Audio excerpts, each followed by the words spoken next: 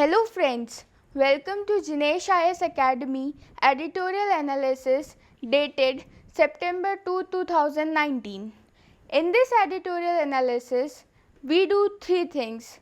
We link it to UPSC CSE syllabus, we understand the key points of editorial, and at the end, we also look at key concepts to learn, which are also very important from the examination point of view.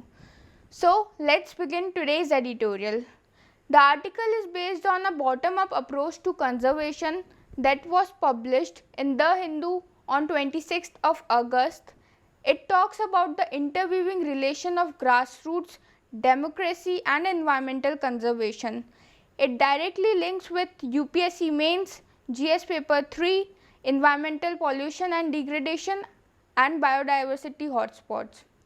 In this context, we have flood and landslides in Kerala of 2018 caused huge financial losses and the same repeated in 2019. Considering the above scenario, powers and responsibility conferred on citizens under provisions such as the 73rd and the 74th Amendments to the Constitution and the Biological Diversity Act 2002 are being sidelined. Here under this we have some salient features. As you can see the chart over here, this explains these amendments added two new parts to the constitutions, namely added part 9 titled the Panchayats added by the 73rd amendment and part 9A titled the Municipalities added by the 74th amendment.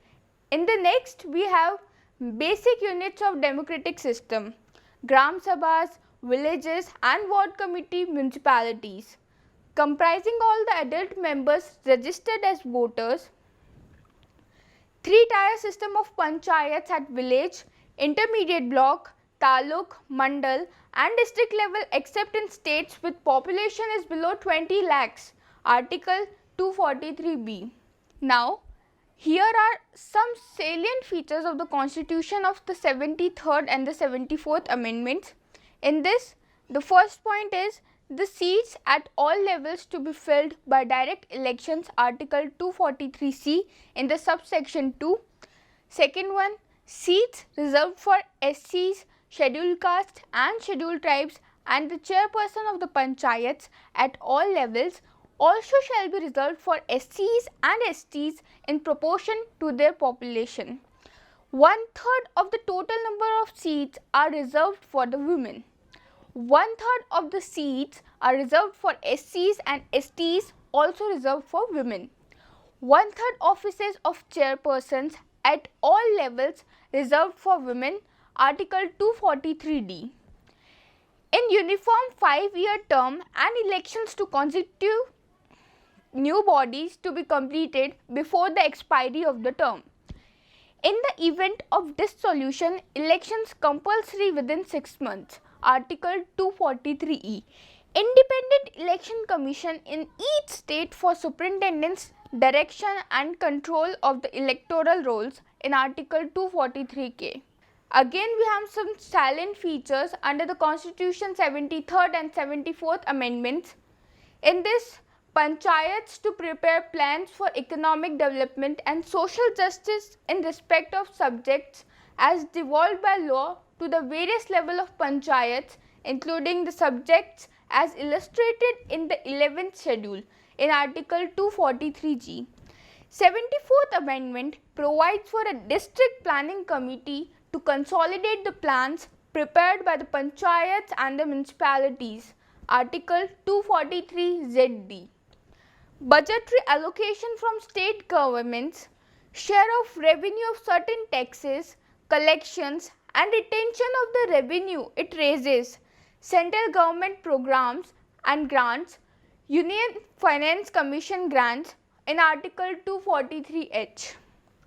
Establish a finance commission in each state to determine the principles on the basis of which adequate financial resources would be ensured for panchayats and municipalities in Article 243I. The 11th schedule of the Constitution places as many as 29 functions within the purview of the Panchayati Raj bodies. The following areas have been exempted from the operation of the Act because of the socio-cultural and administrative consideration. You can see here some of the charts explaining the 73rd and the 74th amendments. In scheduled area listed under the V schedule in the states of Andhra Pradesh, Bihar, Gujarat, Himachal Pradesh, Madhya Pradesh, Maharashtra, Orissa and Rajasthan. The states of Nagaland, Meghalaya and Mizoram. The hills are area of district of Darjeeling in the state of West Bengal, for which Darjeeling Gorkha Hill Council exists. In conformity with provisions in the Constitution Amendment Act, an act called the Provisions of Panchayat, Extension to the Scheduled Areas Act 1996 passed by the Government of India. Its background: the Western Ghats are regarded as one of the 8 hottest biodiversity hotspots in the world. Kerala accounts for nearly 18% of the biodiversity rich and fragile ecosystem of Western Ghats. Western Ghats Ecology Expert Panel WGEEP, chaired by Madhav Gadgil, 2011, had suggested interweaving of the existing laws relating to environmental protection and devolution of powers right down to the Gram Sabha to be followed. But almost all policy recommendations by the Gadgil committee were not accepted. In August 2012, the government constituted another panel called the Kasturi Rangan Committee, which recommended to balance the two concerns of development and environment protection, to bring just 37% of the Western Ghats under the ecologically sensitive area ESA zones, down from the 64% suggested by the Gadgil report. Now here you have some diagrams explaining the Western Ghats. The Western Ghats, also known as Sahyadri, are a mountain range that covers an area of 140,000 square kilometers, 54,000 square meter, in a stretch of 1600 kilometers parallel to the western coast of the Indian peninsula, traversing the states of Kerala, Tamil Nadu, Karnataka, Goa, Maharashtra and Gujarat. It is a UNESCO World Heritage Site and is one of the 8 hottest hotspots of biological diversity in the world.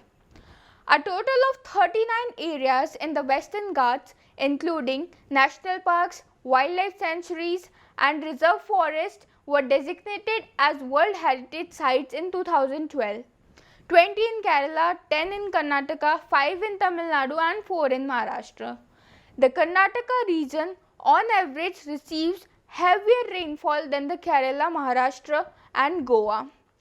Now here you are seeing some of the wettest places in the Western Ghats. The location is Agumbe. The region is Tirthali, Karnataka. Mean annual rainfall is 300.2 inches. The second location is Halikal. Region is Hosanagra, Karnataka. Mean annual rainfall is 209.3 inches. The third location is Kakkali. Region is Sirsi, Uttar Kannada district, Karnataka. Mean annual rainfall is 193.7 inches. The fourth is Nilkund, Sirsi region, Uttar Kannada district, Karnataka. Mean annual rainfall is 172.0 inches. The fifth position is Amboli. Region is Sindhudurg district, Maharashtra. Mean annual rainfall is 3859 mm. Gadgil Committee recommendations.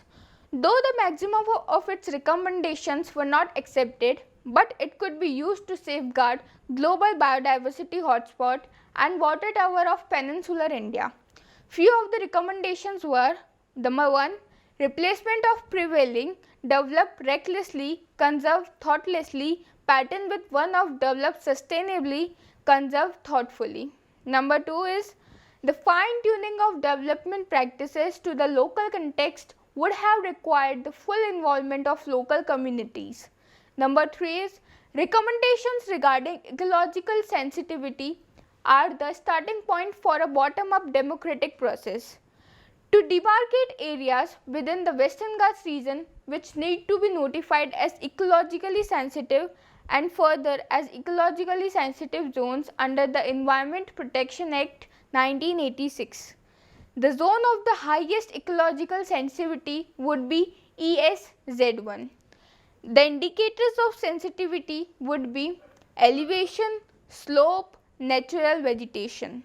The interrelation among the above indicators would be rainfall increases rapidly with elevation and high rainfall and steep slopes render localities vulnerable to landslides.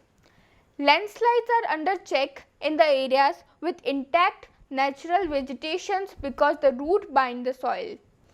Any disturbance to such vegetations would render any locality that has steep slopes and experiences high rainfall susceptible to landslides.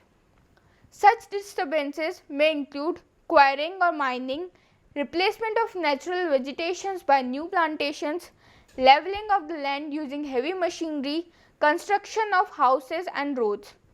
Hence, areas prone to landslide would come under ESZ1. Kerala and participatory governance. Kerala has been a leading state in participatory governance across the country and so in democratic devolution. It also pioneered panchayat level resource mapping. This is essentially a participatory program which involves the mapping of assets, land use and water resources of individual survey plots by trained volunteers. Its people's planning campaign was also success which attempted to involve every panchayat in the preparation of a panchayat development report. Plachimda Panchayat case. The Kerala High Court cancelled Coca-Cola license because the company polluted and depleted groundwater reserves, drying up wells and adversely impacting agriculture and livelihoods. While doing so, the panchayat involved in constitutional right, arguing that it had the duty to protect the well-being of its citizens and had the right to cancel or refuse permission for anything that affected its citizens adversely. The company's counter-argument was that the panchayat was subordinate to the state government which had granted it the license. The Kerala High Court rejected this contention, affirming that grassroots institutions have the authority to decide on the course of development in their own locality. Furthermore, the Kerala legislature unanimously passed a law asking Coca-Cola to pay Plachimda Panchayat due compensation for losses inflicted on them. The grassroots governance and environment conservation. Local bodies having the authority to decide on the course of development in their own localities should be made genuinely operational across the country. Full advantage of powers and responsibilities conferred on citizens under the provisions such as the 73rd and the 74th Amendments to the Constitution and the Biological Diversity Act 2002 must be taken. Conservation prescriptions should not be merely regulatory but include positive incentives such as conservation service charges. Economic activities like quarrying should be given to agencies like the Kudamshri groups that are accountable to local communities. The way forward, the sovereign people of the country are the real rulers of India and must engage themselves more actively in the governance of the country and lead it onto a path of people-friendly and nature-friendly development. Now, a question arises in UPSC mains. The strengthened grassroots democracy would pave the way for enhanced environmental conservation. Comment on it. You have to comment. Thank you.